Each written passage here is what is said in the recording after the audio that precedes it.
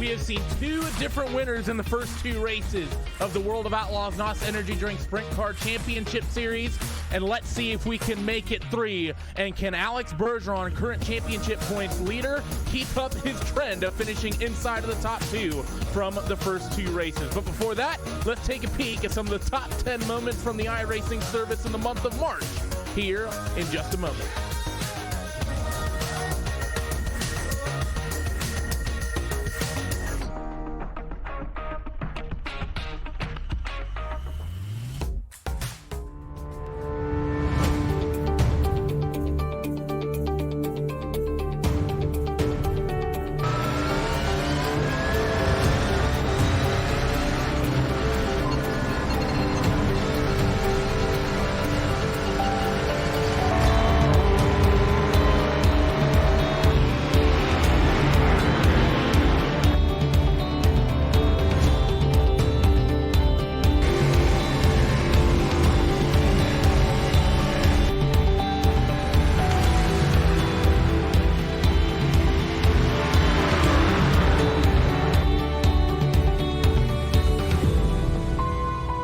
Doesn't have his teammate right behind him, so he's going to wait patiently. No, he's going to stick his nose in, and his teammate is going to try to make it 3 wide down through turn 8, looking to try and get around either side of Riley Thompson. Somehow they get through there, and somehow Everton comes out on top to the inside, sees it to the inside again, in between them, to the outside, slips to the inside, and he's through all of them in a matter of seconds. I would not try that myself. Oh my goodness.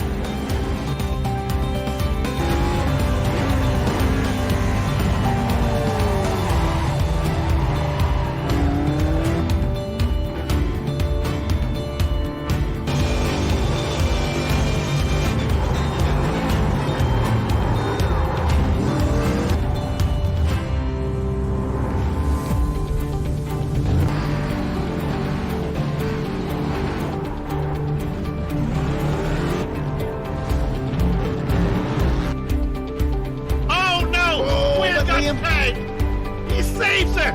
Holy smokes! And he makes the corner! How in the world? How that car didn't snap back and just go right into the arm toe barrier, I have no idea. And he didn't lose a position in it either. That's what amazes me.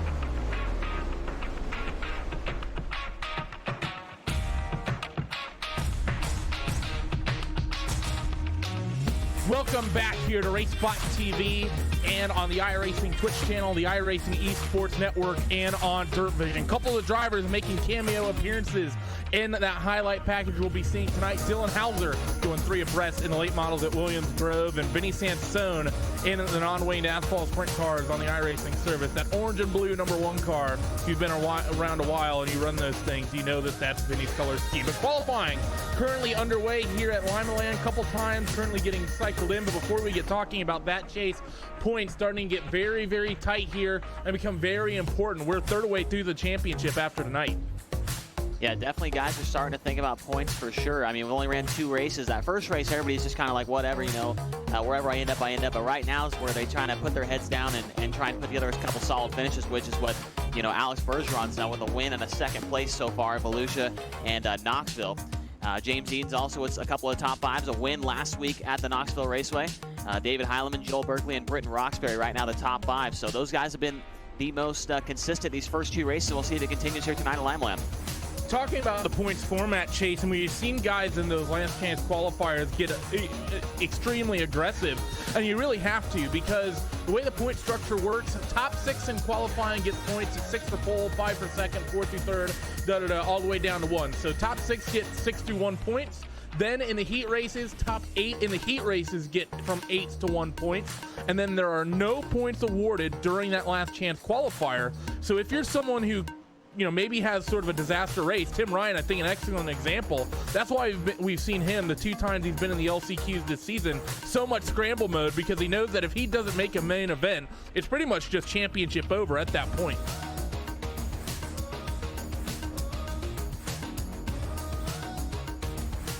So, cars currently working themselves around the racetrack for qualifying. Austin Semmelman, he just set quick time at 11.593, the only driver on track to break into the 11.5 second bracket. He is nearly a full 1/10 of a second over his nearest competition. But just as I say that, the maniac David Heileman, he goes to the top of the timing beams with 11.572. Handful of notable drivers still to do laps. Alex Bergeron in that list, Logan Clampett, Dylan Hauser, Chase Cabray, who's been absolutely phenomenal this season, as well as Tim Ryan and Matt McKinney. McKinney rolling out onto the racetrack now, as well as Bergeron. He's getting ready to start his first time lap.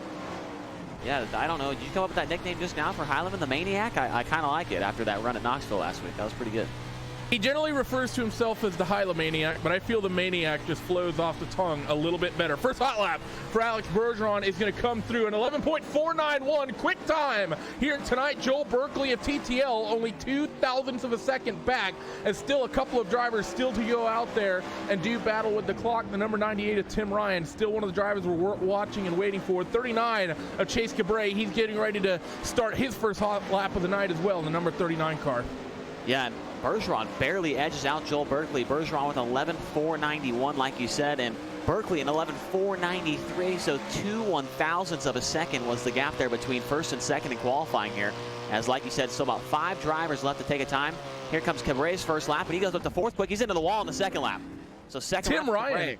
Tim Ryan as well got an absolute horrible outlap. He's basically got to rush through here, under a minute left on the timings, and currently Tim Ryan waiting down on pit road. He does not have a hot lap in yet. Lewis Hewitt out on the racetrack. Believe he would have scraped the wall on his first trip around the racetrack. That time did not count. Second lap, he comes through, and he's going to go about 10th quick. So all eyes on the 98 of Tim Ryan, and it looks like, to me, he has no intention of going back out there for qualifying. So issues for the 98. It's going to have to be another recovery drive for him tonight. As Alex Bergeron, another phenomenal drive. I believe that's the second time we've seen him go quickest in qualifying this season. And that's good points for him right there. Like you mentioned earlier in the show, that the top 6 guys get awarded points in qualifying. How about last week's main event winner, James Eaton's all the way down in the 15th spot right now. So Eaton's kind of struggling here on this quarter-mile bull ring here.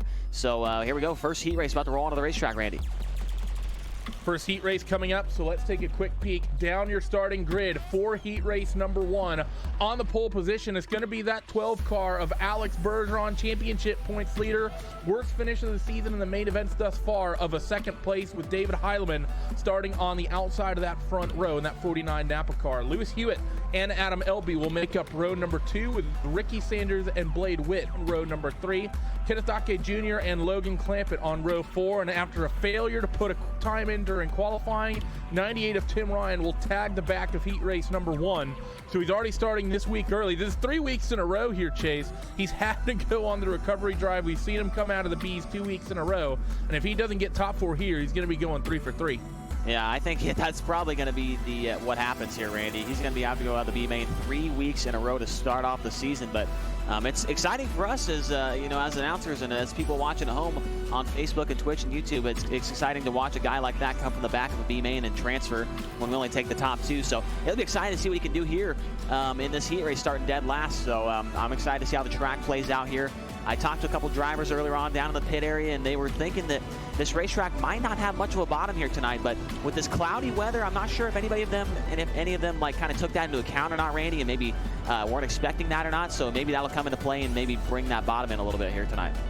It's a pretty cool night here at Limaland, only 81 degrees Fahrenheit for the track temps, so definitely not too warm. That is going to play into effect, as we know that the ambient temperatures and the conditions sort of in the sim do have an effect on how that track will hold and take the water that will be, of course, virtually sprayed onto the racetrack. But first things first, heat race number 1, the 12 car of Alex Bergeron. We've seen him. This has become a familiar view, him picking up these races from the pole. The 12 car is going to get on it in the middle of 3 and 4. We are bull-ring racing here at Limaland.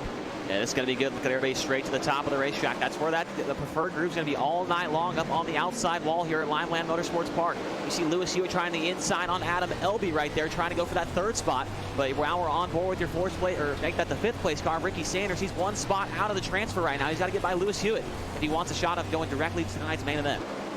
These laps are going to tick off quick here at Limaland. Top 4, all 4 different teams. ABR, KKR, Swindell Speed Labs, Esports, and TTL. The 49 is David Heileman. He's going to try the bottom through 3 and 4, and I think he reels the 12 in just a little bit. So maybe a little pace to be found down there, as we're going to be halfway at the end of this trip around Limaland. Yeah, Heileman, I mean, there's still plenty of moisture right there in the middle of the racetrack to kind of hold him right there. Oh, contact behind him for that 3rd spot between Elby and Hewitt. They're still wrecking behind him, and I think Hewitt was able to escape from that and ended up in the 3rd spot, but Adam Elby, who came in tonight 8th in the point standings, falls all the way back to the tail end of the field.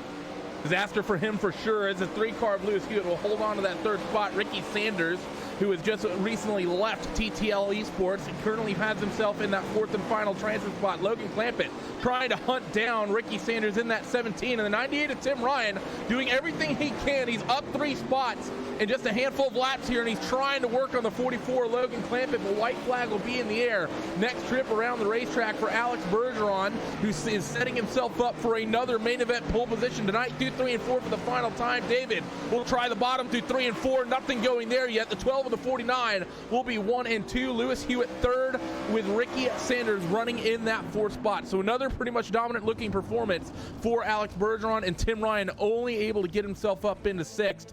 That's not what he would have wanted there, Chase. No, definitely not, but he's going to be close to the front of the field in the B main a little bit later, so that's good for him. And I was paying attention there. David Heileman actually ran the fastest lap of the top 2 there on that final lap run on the bottom of the racetrack, so we'll have to keep our eye on that. Heat race number 2 now about to come onto the racetrack here, Randy. And on the pole, this one, it's going to be it'll be Joel Berkeley, in the number 9 car for TTL Esports. And on the outside of him, the Victory Lane Racing number 18, that's Austin Semmelman. 2nd row on the inside, another driver out of TTL Esports. It's the 35 of Nick Cooper, who finished 4th in last week's main event at Knoxville. And on the outside for the Kinza Racing Sim Team, it's the 5 car of Braden Eiler. Row 3 on the inside now, in the TTL Esports number 2 car, that's Dylan Hauser. And on the outside of him for Tony Stewart Racing, it's the 15 of Nelson Webster. 4th row on the inside, driver out of Canada, it's the 75 of Jesse Dacus. And to his outside, car number 6 out of Australia, it's Cameron Dance.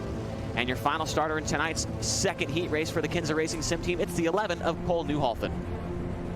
So bunch of quick drivers in this field as well. Berkeley, Selman, Cooper, I think definitely the 3 highlights. Of course, we saw Dylan Hauser during that top 10 highlight video. He's definitely a late model specialist, but he's not afraid to mix it up in the open wheels, both winged and non-winged. We've seen him in the non-wing cars as well as in the midgets. But let's see what the TTL Esports driver of Joel Berkeley can do. Only a couple thousandths off the quick time of Alex Bergeron. Can he put in an equally dominant performance? He gets on at about the same point Alex did. We are green for heat race number 2. Yeah, I remember Berkeley on the first week at Volusia Speedway Park came home with a runner-up finish at that race. So Berkeley definitely has some speed here in this series. As he goes to the top of the racetrack down here in turns 3 and 4, he'll lead the opening lap, followed by a good battle going on for that second spot between the 35 and Nick Cooper. Looks like the 18 of Austin Selman on the top of the racetrack. Selman's got the spot down the back straightaway. It's almost 2nd, 3rd, 4th, and 5th. They're all fighting together. The 2 Hauser makes a mistake up top, and the 5 of Braden Eiler. He takes advantage of that, just about takes the spot away, but Hauser fights back on the bottom. They're 3 abreast behind as well. The top 3 start to single file out as Hauser throws the move on the 5, and he's going to get into the 11. Big pile up, and Cole Newhoffen going to be the big loser in that one. He goes tumbling on the front straightaway, and he's got to be careful because your race leaders are already coming back around here. Yeah, it's a tough break for the Mesilla Valley Transportation number 11 car, Cole Newhoffen there. I don't think he's going to be able to keep on going here, as that car's got to be heavily damaged. On board now with that number 15 car, Nelson Webster, 1 spot out of the transfer right now in the Tony Stewart Racing number 15 car as he tries to track down that 4th place driver, Dylan Hauser. Trying to reel in Dylan best he possibly can. Actually, no, it's not Dylan. Excuse me. Yeah, I Braden screwed that Eiler up. in the 5. That's okay. It happens. Dylan Hauser getting shuffled to the back of the field. He's working the 75 of Jesse Dawkins, bright yellow and blue cars. We're already at 2 laps to go in this final heat race. Second heat race of the night. The night of Joel Berkeley is going to take the white flag on heat race number 2. Selman a second back. A few more tenths back. You have the 35 of Nick Cooper actually trying to fight with this 18 car through 3 and 4 for the final time. Berkeley will take the win. The 35 of Nick Cooper showing a little bit of life down there on the bottom chase. That's good to see.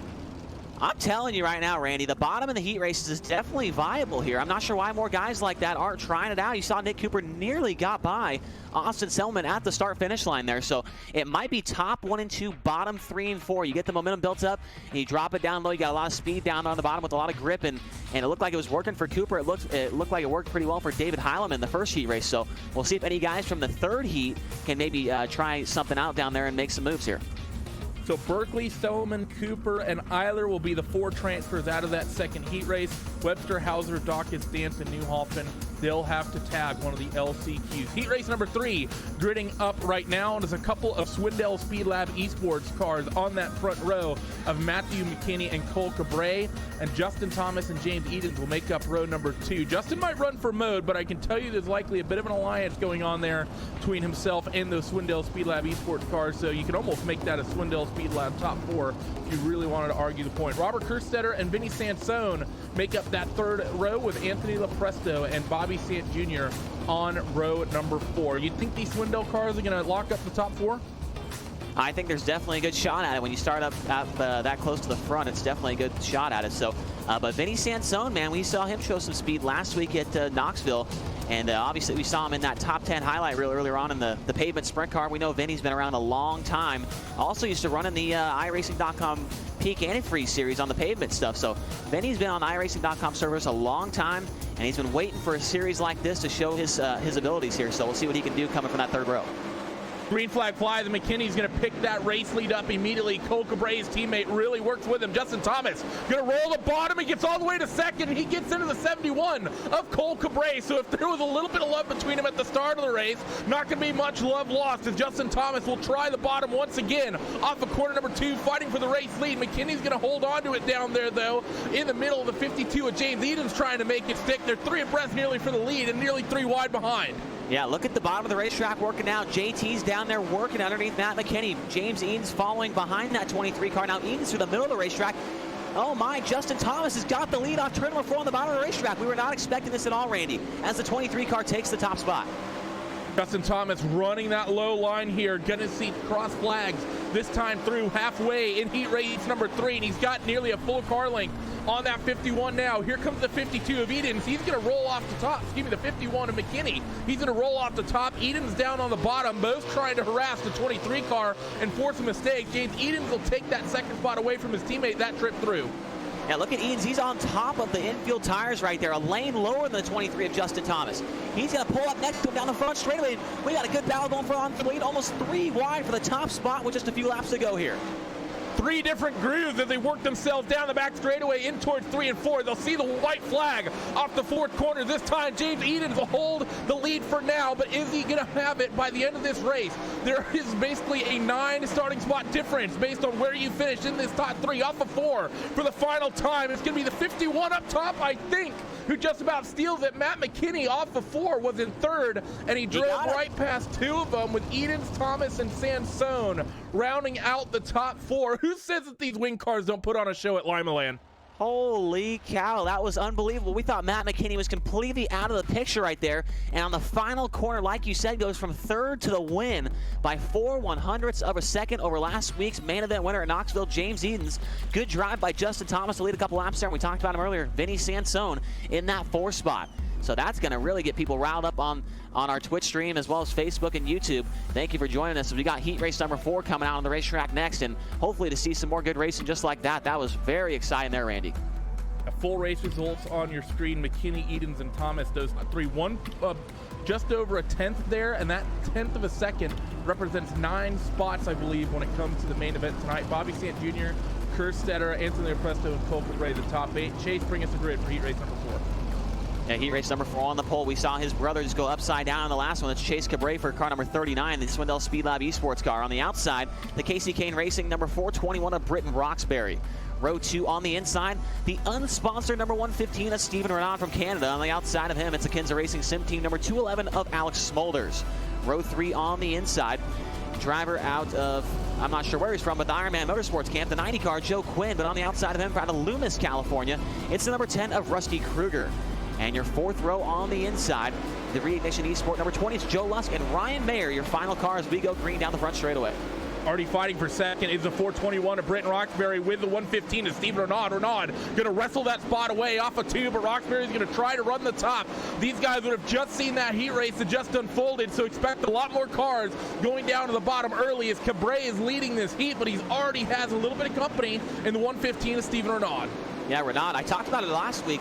He was putting on a great show, Randy, last week at Knoxville Raceway. No sponsors on the side of that race car, and he's about to put this thing in the show if he keeps it up. Good battle going on for the 3rd spot. A couple of those drivers with 3 numbers in their number. It's the 421 of Roxbury on the outside, the 211 of Smulders through the middle. And I'm not sure who that is on the bottom. It looks like the 19 of Ryan Mayer right there as well, trying to get 3 wide. Also 3 wide at the back of the field. I believe that's Mayer, Lusk, and Kruger in that fight. Smulders as well. They're nearly 4 wide down the front straightaway as it was the 10K of Rusty Kruger not quite getting the exit he would have wanted coming off corner number 4. Breakaway for the top 2 as 3rd and 4th will start fighting once again. Joe Quinn and Britton Roxbury currently 3rd and 4th. Ryan Mayer trying to get there as well as the 20 of Joe Lusk. Really 3rd, 4th, 5th, 6th all up for grabs right now.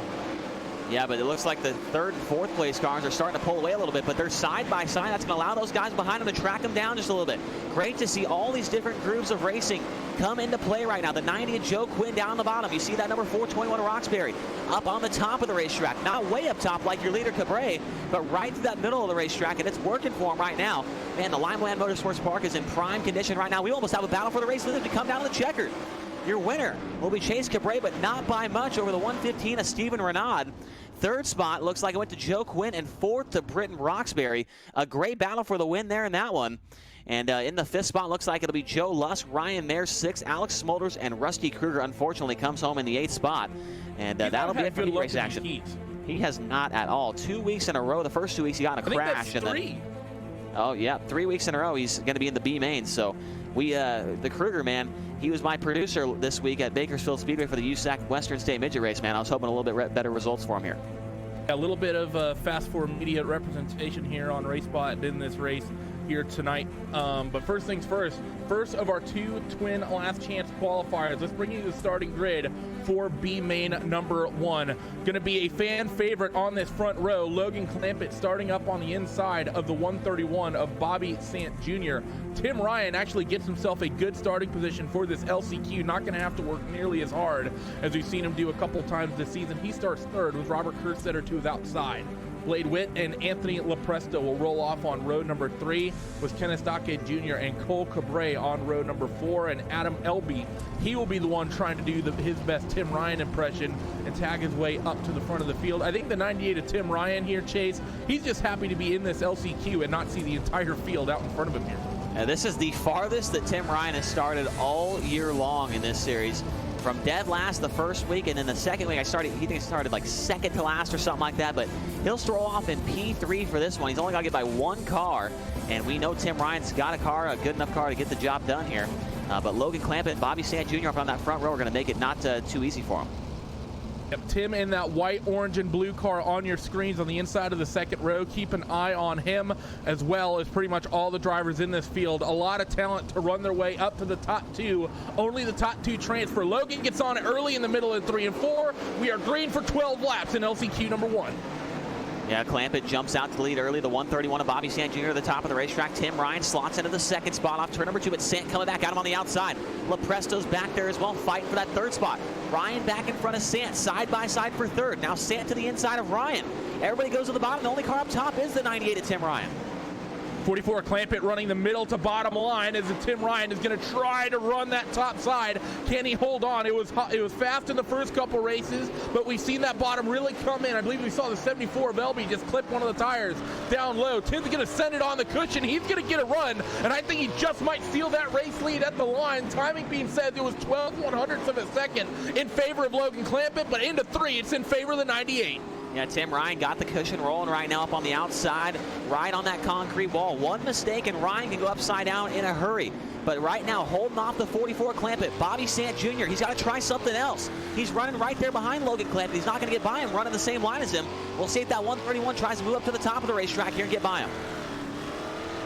Stretching his lead to about 0.2 of a second is the B-main bandit of Tim Ryan. Logan Clampett somewhat comfortably in that second spot. Bobby Sant Jr. going to try the top. Saw it work for the 98 of Tim Ryan. It'll be half distance this time through. So for Bobby Sant Jr., seeing that gap open up, and Adam Elby is actually working that 131 car. He goes to the bottom in 3 and 4, and Bobby has his hands full trying to move his way forward of just trying to keep that just outside the bubble spot. And now Adam Elby, he clips one of those tires once again, but still got speed down there.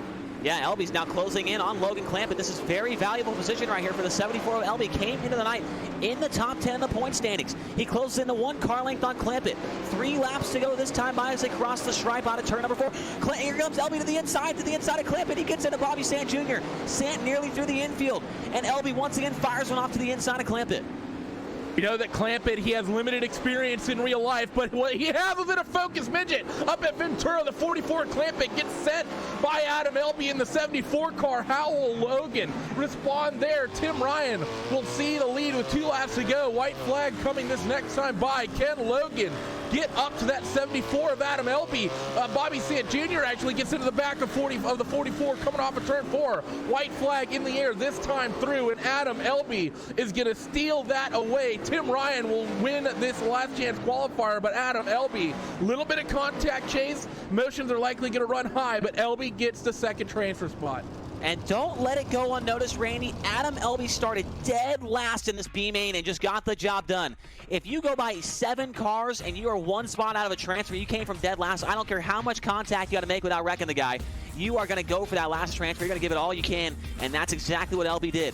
Tim Ryan with the win. Elby second. Bobby Sant Jr., Logan Clampett, Anthony LaPresto, Blade Witt, Robert Kerstetter, Kenneth Dockett Jr., and Cole Cabrera. We'll have to try again next week. But Tim Ryan, Adam Elby moving on to the main event. Yep, so starting grid of this final LCQ coming up right now. Nelson Webster and Joe Lust will make up row number 1 here for this final last chance qualifier. Dylan Hauser and Ryan Mayer in that second row. Jesse Dawkins and Alex Smolders on row number 3.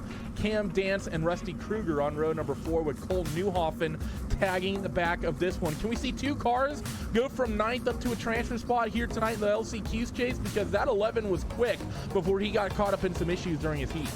Yeah, I think Newhoffen's definitely got a great shot. The driver out of Lancaster, Nebraska, the Mississippi Valley Transportation, raceontexas.com, number 11. I'll definitely be keeping my eye on him here. If these guys start to get into each other up in front of him, he can easily go by them without any issues.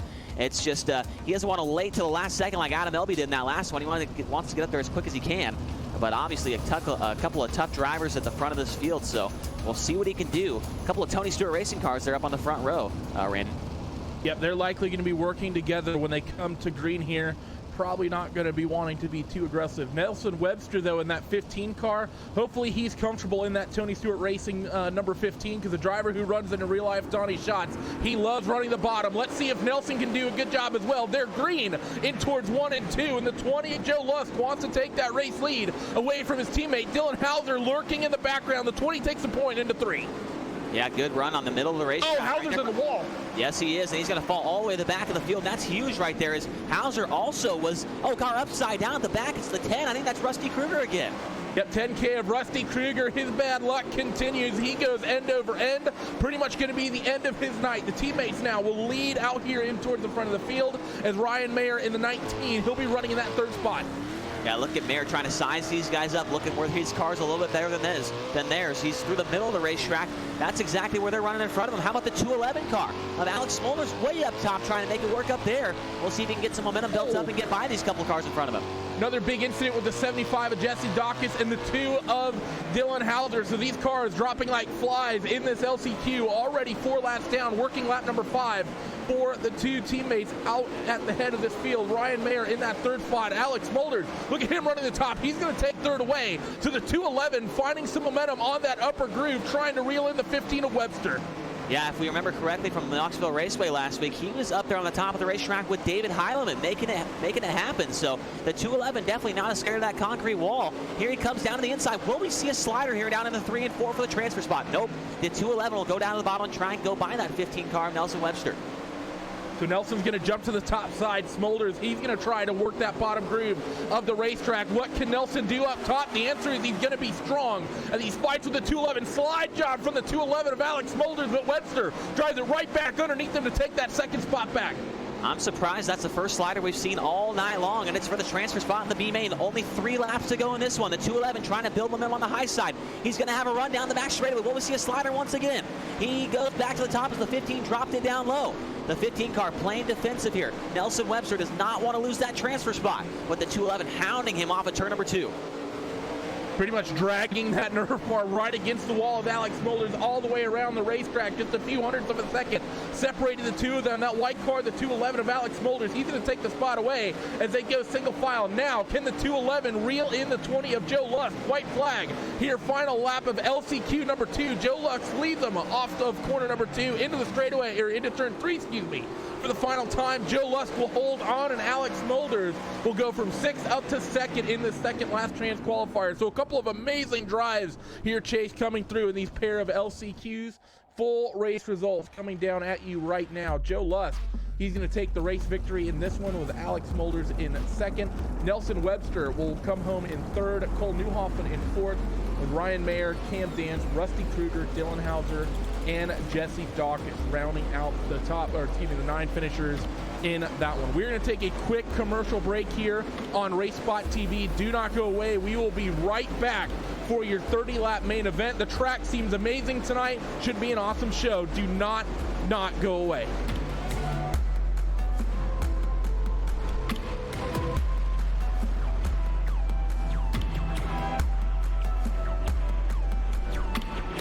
Race fans, you wanted the best? You've got them. Live on DirtVision.com. Presented by Dry D. The World of Outlaws. NOS Energy Drink Sprint Cars. The World of Outlaws. Morton Buildings Late Models. Knoxville Raceway. And the Knoxville Nationals. And the Dirt Cars Summer Nationals are all available live. Sprint Car and Late Model Fast Passes are available now for just $39 a month, with single event subscriptions available as well. From Volusia to Charlotte, Fairbury to Lernerville, Eldora to Macon, and everywhere in between. Dirt Vision has you covered all season long. Every race, live, anywhere, anytime. Don't be left in the dust. Sign up for Dirt Vision today.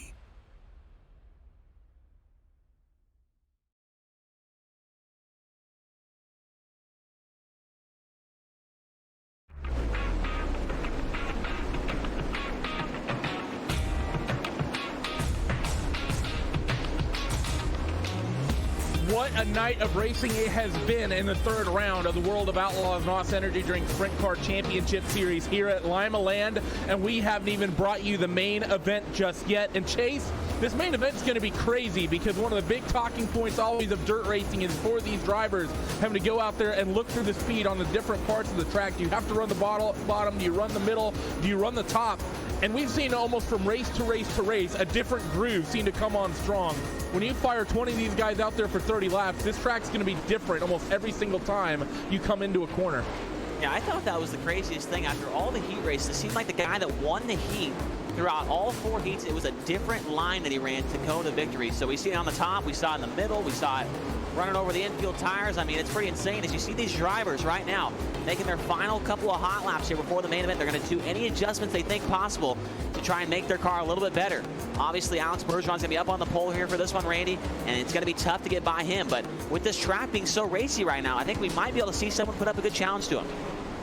It's an entertaining field near the front. Top 5, all very relevant in the points. Alex Bergeron coming into this, your championship points leader. Joel Berkeley in the 4th spot. David Heilemann, he currently holds the 3rd. He rolls off 5th. We've also seen Matt McKinney and Chase Cabray over the course of this season have amazing pace. So what can this round bring us in terms of the main event, and will it dice up the championship? Let's take a peek, though, at the 20 cars bringing you the 30-lap main event tonight. Front row from Alex Bergeron Racing, and it's the 12 of Alex Bergeron with Joel Berkeley on the outside starting in 2nd. Matt McKinney and Chase Cabray, a couple of Swindell Speed Lab Esports teammates, they make up row number 2. David Heilemann from the KCKN Racing Team will start 5th with the VLR number 18 of Austin Sellman on that 3rd row on the outside. James Edens and Steven Renaud, another Swindell Speed Labs car on the inside. Steven Renaud, no team and no sponsorship association, but he's been running good despite that. He rolls off in the 8th spot. Lewis Hewitt and Nick Cooper, TTL Esports teammates, they make up the tail end of the top 10. Justin Thomas and Joe Quinn on row number 6. Mode Motorsports for Justin Thomas, and Joe Quinn, of course, in that number 90. He's been fast. Ricky Sanders and Braden Eiler from the 7th row. Vinny Sansone and Britton Roxbury on row number 8. Tim Ryan and Joe Lusk on row 9, with Adam Elby and Alex Smolders rounding out the 10-row field of cars. 20 cars total, 30 laps, Chase. We're either going to be in for a fantastic night of racing, or the way this track's really came in, we could potentially see a little bit of, let's say, destruction with the way that we've seen these LCQs run out. Yeah, obviously this is the smallest track we've been on all season long so far. So if you see a couple of yellows here, which I'm hoping we don't be surprised. Obviously, we've got 20 of these guys out here. It's going to be pretty wild once we get under green here. But, man, I'm excited to see how the track plays out here. It's been great so far this entire time. I think the middle's going to go away, but the bottom still might be viable here. So we'll have to see what happens as we're about to go green here, Randy. Points leader on the point here tonight. Let's see what he can do. The 12 of Alex Bergeron is going to get on it. We are green for 30 laps in Limaland. We're already 3 wide for that 2nd spot. The 9 of Joel Berkeley will just about hold on to it up top where Willie, as Matt McKinney's going to try to make something of this on the bottom. Nearly 3 abreast for 2nd as well. Your leader goes to the top. How about David Heilemann right there, runs through the middle of the racetrack. He's going to take over the 2nd spot, but not for long. The 51 car of Matt McKinney back down to the inside, 3 wide for just a second there for the race lead. And who's that on the top side making some noise up there? Looks like the 9 car, Joel Berkeley. Also have the 39 and Chase Cabray, 3x3 as they go in towards turn number 1. Every lane of racing currently well represented here towards the front of this field. Berkeley trying to chase down that 12 car of Alex Bergeron, and that's the big thing, Chase. If they keep this up, the 12 able to just run out there clean, he's going to be able to open up a lead. Holy cow, it looks like 5 o'clock traffic in downtown New York right now. In the middle part of the field right now, it's Alex Bergeron up front, followed by the 9 car of Joel Berkeley, then the 49 of David Heilemann. That's your top 3. A couple of Swindell Speed Lab cars side by side for 4th, the 39 of Chase Cabray and the 52 of James Edens. Here comes Edens, runs the bottom of the racetrack. We saw him do that in the heat race earlier on tonight. It proved to do dividends for him earlier on. We'll see if the 52 can make some room, make some ground up here on the bottom. He's fighting with 115 to Steven Renaud. I think there was just a little bit of contact as the 3 wide. Nick Cooper goes down to the bottom there, not going to have a run off the corner in the 115. He will go defensive, but we start seeing cars migrating up towards that top groove on the racetrack. Top 5, top 6, really all single filing out. I believe the only car not on the top of the top 5 is the 52 at James Eden, as he's fighting with his teammate, the 39 at Chase Cabray. A little bit of a slider throwing between the teammates, but they hold on to it as the 52 still holding strong down there in the middle.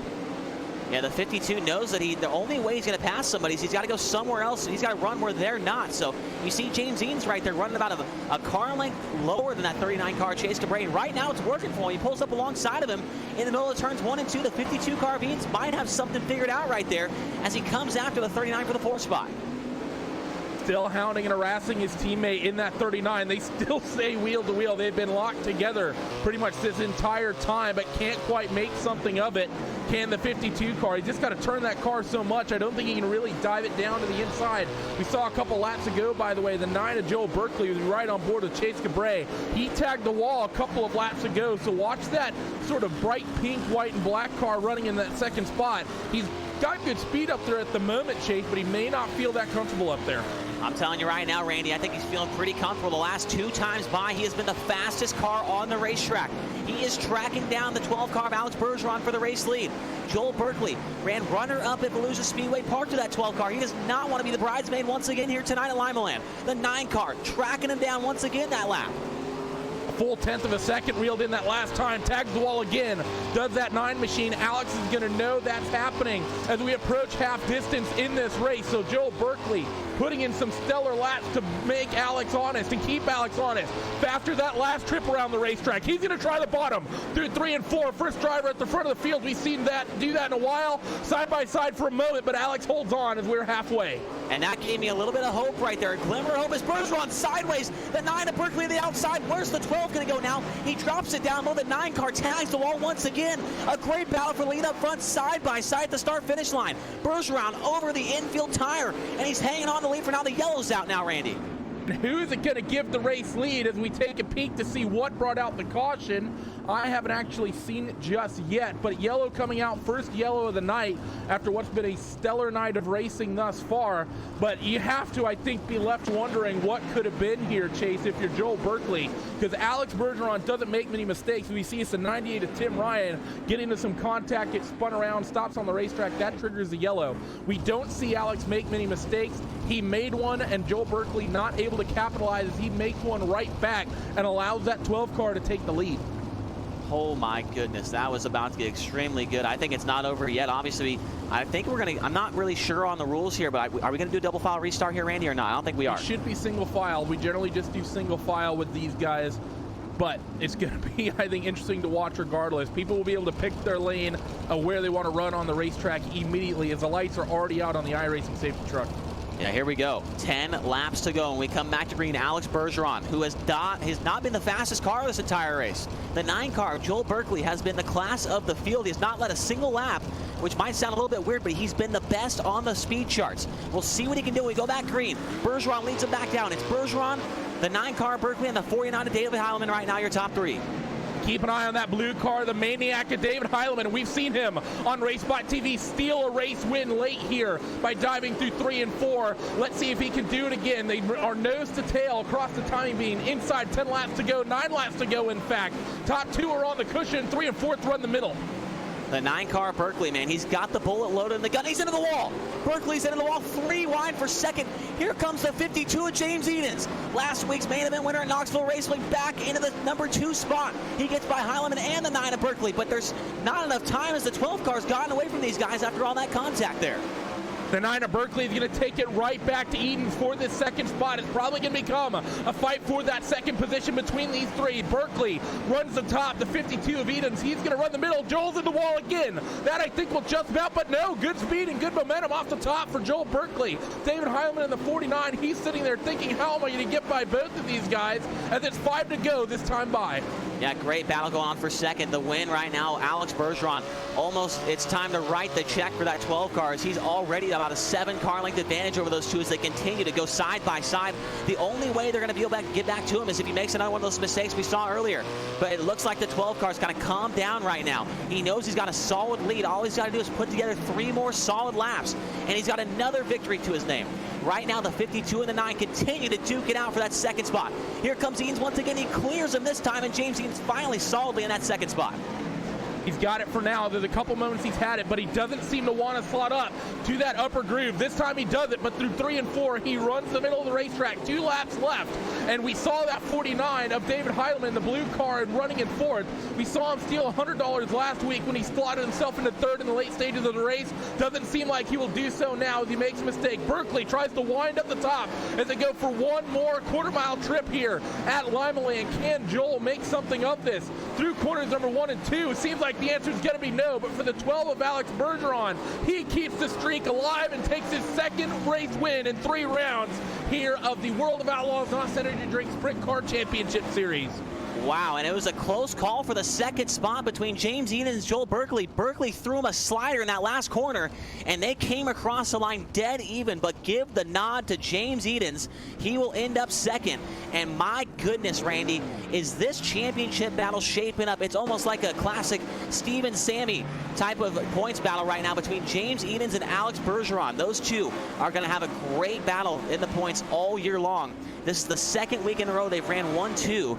And, man, I just cannot wait to see how the rest of these weeks shape up here the rest of the season. It's been a fantastic handful of rounds thus far through these first 3 races. This may have been the main event of the season already. But let's take a peek at your 20-car finishing results. Alex Bergeron makes it the second win on the season here. He leads all 30 thereabouts, and he takes the win. James Eanes will go from 7th all the way up to second. Great recovery drive from the 52 as Joel Berkeley runs third. David Heilemann in the 49 was as high up as second at one point. He comes home in fourth. Nick Cooper goes from 10th up to 5th to get himself a top 5. Chase Cabray fourth back to 6th with Stephen Renaud in the 7th spot. Matt McKinney in 8th. Lewis Hewitt 9th. And biggest mover of the night, I believe, Adam Elby. He comes from 19th all the way up to P number 10. Justin Thomas, he starts 11th. He finishes 11th. Joe Quinn in the 12th spot. Austin Selman in 13th. Vinny Sansone in 14th with Ricky Sanders, Britton Roxbury, Alex Smulders, Braden Eiler, Joe Lusk, and Tim Ryan rounding out the 20-car field tonight.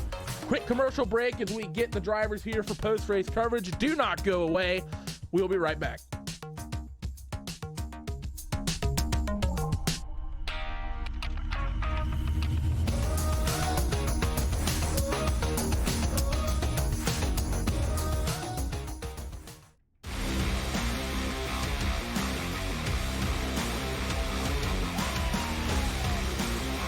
Often imitated, never duplicated, the greatest show on turf, the World of Outlaws Sprint Car!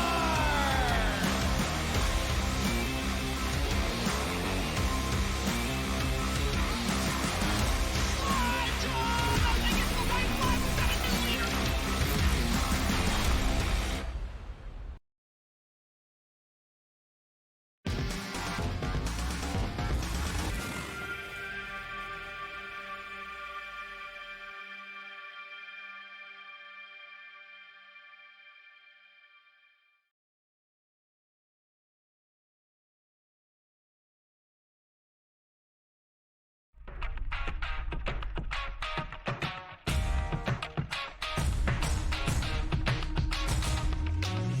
An entertaining night of racing tonight that Alex Bergeron takes a victory in. Absolutely stellar night of racing, I think, all night. We got first driver we've already have, though, we are going to have a word with. It is one of the most consistent drivers this season. That's the driver of the 9 car of Joel Berkeley. We'll grab him right now. Joel, it was a 3rd place run for you here this evening, but I think you have to be somewhat happy as you really had pace with the 12 car of Alex Bergeron. You were actually the fastest car on track pretty much for a while, and that's a big improvement, I think, for you guys at TTL in general coming off of this season, or from last season.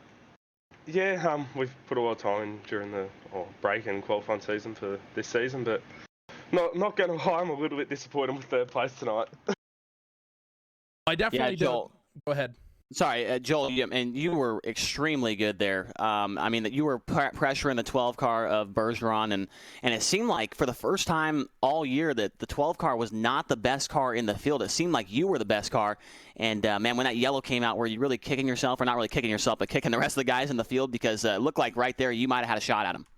Yeah, just like Alex made that one mistake, and I just got that chance to get even with him. And who knows what would have happened? But yeah, unfortunately, it was a yellow, and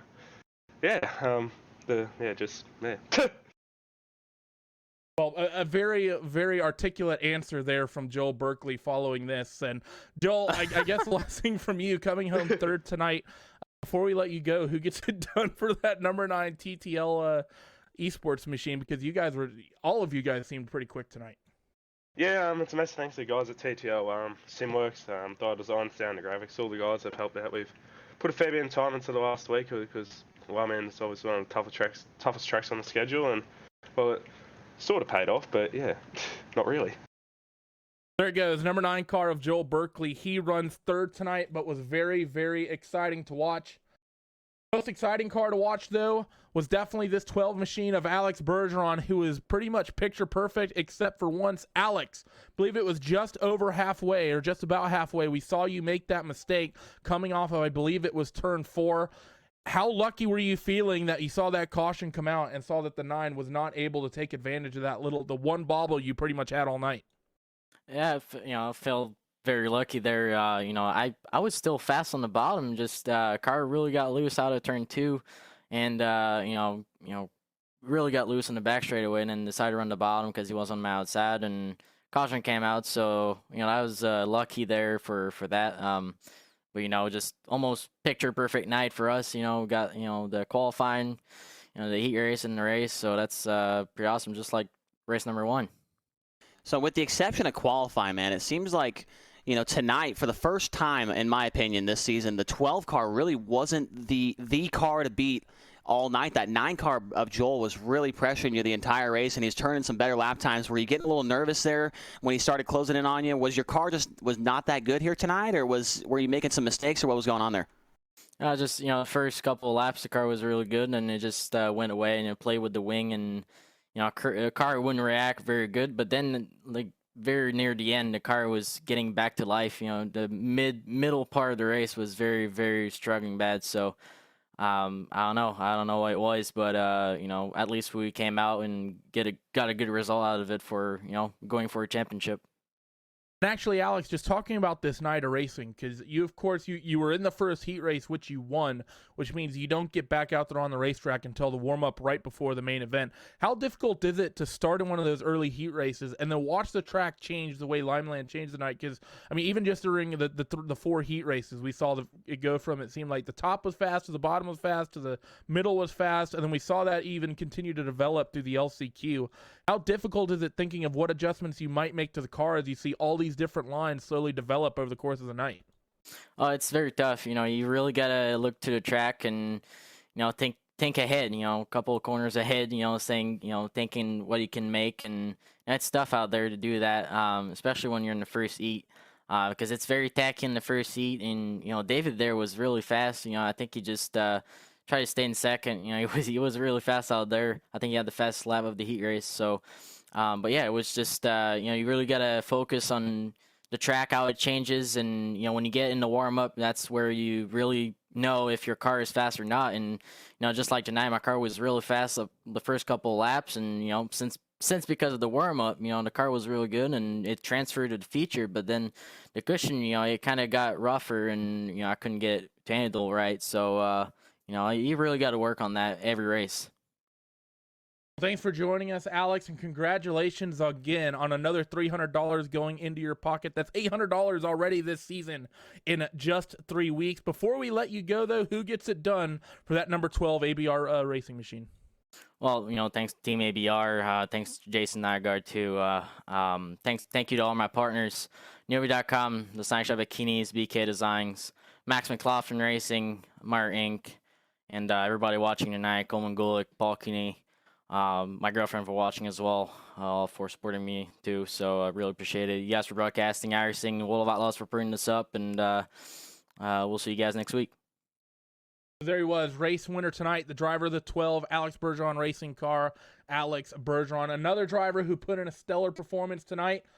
Who's put on a stellar performance all season. I think talking to the 9 of Joel Berkeley in our green room there is the 52 of James Edens. James, it's been a great start of the season for you, coming off a race win last week, and then you run second tonight. But you were really, of the drivers who finished up near the front, the one who had to work the hardest to get there, up from 7th into that second spot. Talk me through running through that main event. It was hectic starting back there in 7th, the first lap. There's a lot of guys trying to get everything they could there. I think we were 3 wide for the first 3 or 4 laps. And, then it settled down to 2 wide for the next 15 laps. So, you're just doing your best to stay out of everyone else and not get wrecked there early on. And so I kind of got 2 questions here for you, James. This racetrack, as we've seen in the past, it's, kind of known, it's a smaller track, obviously, so we're kind of expecting some more cautions. Were you really expecting only 1 yellow here tonight? And then the second question would have to be, you and Bergeron have been the class of the field so far this year. Top of the boards in the point standings. We kind of have, I said it earlier on the broadcast, kind of like a Steve and Sammy point battle going on here. And if, brought into modern times, obviously be, Darren and Donnie right now. But you two are going to, it seems like, going to have a great point battle all season long. What are your thoughts on that? And then on the thoughts about the cautions as well? You never know with Limaland. Sometimes it can be a caution fest for sure. But normally when it gets that slick, everyone gets a little spread out. So it goes pretty smoothly. And then, I think me and Bergeron it's going to be a battle all year. He's probably the best on the top right now, and I think we're probably the best on the bottom. So we'll just see how it plays out for the next 7 weeks, which one pays off. Really, I guess, James, for you, what's sort of the mindset for you guys? Because you guys, I think, kind of came in almost as an underdog. I know people knew that you were competitive, but I think a lot of people were expecting this to be like the Alex and Tim show, much like it was for the bulk of last season. But you come in and really start, you put in some stellar races, and not just you, a handful of other drivers that have really upped their game this season, Joe Berkeley and David Heileman as well. Seems like we have 4 potential favorites to win this championship, I think, as opposed to just the 2 last season. How is that trying to deal with that, being a part of it? It's not too bad. We've been working a lot in the off season, and I think the slicker tracks this year are really kind of changing things up and bringing new people to the front of the field. So I just got to keep working on that and stay out of trouble. Well, thanks for joining us once again, James. Who gets it done for that number 52 Swindell Speed Lab Esports machine? I just got to thank the Speed Lab guys, and then Bell Helmets for coming on board this year, and then Wiser Organics for being on the car, and then just everyone that supports this, you guys, iRacing. It's been good racing so far. Hopefully we can keep it up. Hopefully we can as well. The racing has been absolutely phenomenal this season. And Chase, really post-race talking point. Alex is looking good, but it's up near the front of the field, the way it's been this season is kind of the names that it's been of Bergeron, Edens, Berkeley, Heileman, Cooper up there in the mix, Cabrera up part of the front battle as well. Really, I think the talking point coming through these first 3 races is going to be the 98 of Tim Ryan. We saw him outside of the top 15 in the season opener at Volusia. I think he just barely scraped the top 10 last week at Knoxville, and then comes home in 20th in the main event tonight. I'm going to say it, I don't think Tim Ryan has any hope of defending his championship victory from last season. I think he would basically have to win out from here, and he doesn't seem to have that form he had last season.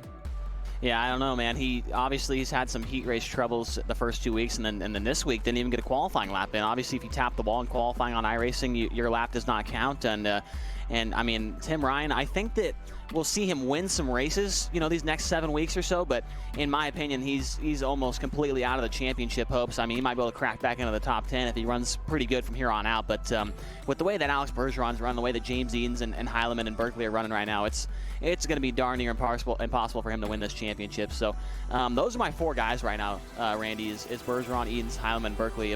They came into the night the top 4 in the point standings, and they're going to leave the top 4 in the race and the point standings once again. So we got 4 guys that are looking pretty solid here.